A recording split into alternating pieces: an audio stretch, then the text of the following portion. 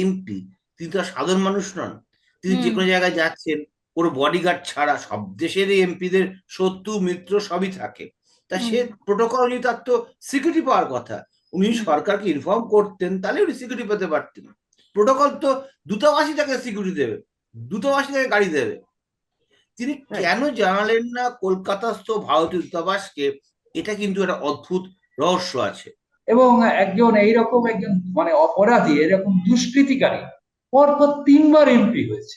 প্রয়াত এমপির যিনি বন্ধু গোপাল বিশ্বাস, যিনি বরানগরে থাকেন, তিনি পেশায় একজন জুয়েলার, মানে স্বর্ণকার, সোনা ব্যবসা করেন। তার সম্পত্তি নিয়ে এখন পুলিশ খোঁজ খবর করছে। ঘটনার পর তাকে নার্সিংহোমে ভর্তি করা অবস্থায় দেখা গেছে।